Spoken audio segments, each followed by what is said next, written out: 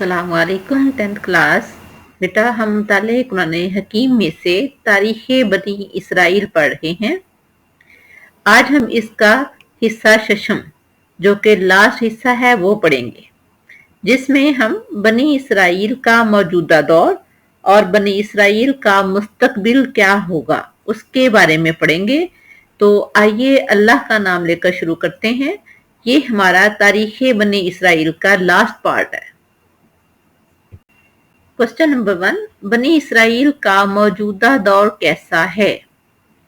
تو آنسر ہے، یہ بنی اسرائیل آج یہودی کہلاتے ہیں اور اللہ تعالیٰ کی سخت ناپسندیدہ قوم ہیں.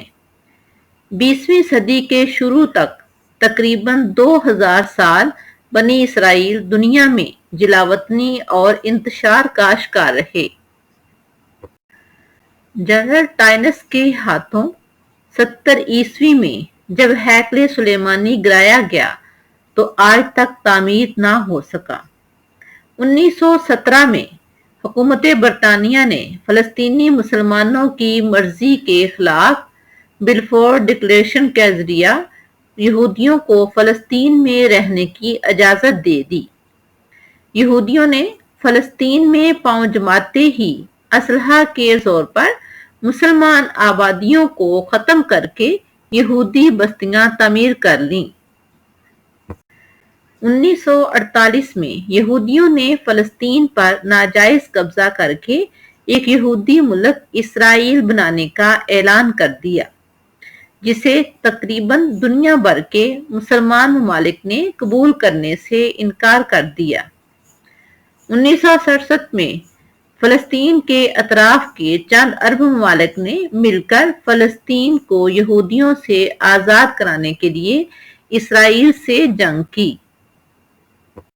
لیکن اسرائیل کو برطانیہ اور امریکہ کی زبردست فوجی امداد حاصل تھی، چنانچہ عربوں کو شکست کا سامنا کرنا پڑا اور پورے فلسطین اور بیت المقدس پر یہودیوں کا قبضہ ہو گیا. اب یہودی تیسرا ہیکل سلیمانی تعمیر کرنا چاہتے ہیں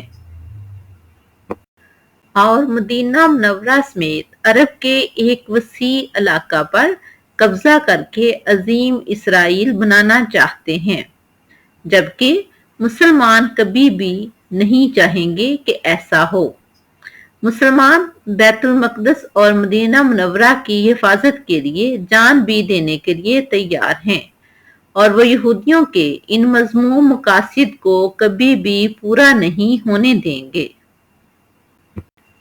کوسچن نمبر 2، اسلامی تعلیمات کی روشنی میں بنی اسرائیل کا مستقبل کیا ہے؟ اس کا آنسر ہے، یہودیوں نے بار بار اللہ تعالیٰ کی نافرمانی کی، جس کی وجہ سے وہ ایسی قوم قرار پائی جس پر اللہ تعالیٰ کا غضب نازل ہوا. انبیاء اکرام علیہ السلام کو شہید کرنے اور حضرت عیسیٰ علیہ السلام کو شہید کرنے کی سازش کر کے یہودی عذاب الہی کے مستحق ہو چکے ہیں. قیامت سے پہلے اللہ تعالیٰ پوری دنیا سے یہودیوں کو سمیٹ کر ایک جگہ جمع کر دے گا. جب دنیا میں ہر طرف بے چینی اور ظلم و ستم عام ہوگا اور اہل ایمان کے لیے اللہ تعالیٰ کی وسیع زمین بھی تنگ ہو جائے گی، تو اس وقت امت مسلمہ میں ایک مرد مجاہد حضرت امام مہدی کا ظہور ہوگا اور وہ حضور صلی اللہ علیہ وآلہ وسلم کی آل میں سے ہوں گے. مہدی ان کا لقب ہوگا. آپ علیہ السلام یعنی امام مہدی حضور صلی اللہ علیہ وآلہ وسلم کے اخلاق کریمانہ کا پیکر ہوں گے.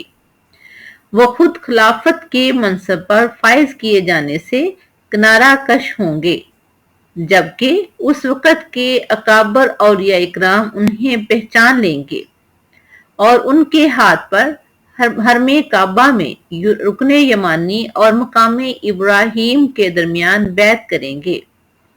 آپ علیہ السلام تمام روئے زمین کو عدل و انصاف سے بھر دیں گے. اور خلاف عادت آسمانی اور زمینی برکات کا غیر معمولی ظہور ہوگا۔ آپ اس وقت امت محمدیہ صلی اللہ علیہ وآلہ وسلم کی تمناؤں اور امیدوں کا مرکز ہوں گے۔ اسی دوران یہودیوں کا ایک بڑا لیڈر کانا دجال ظاہر ہو جائے گا، جو اس دنیا کا سب سے بڑا اور آخری فتنہ ہوگا۔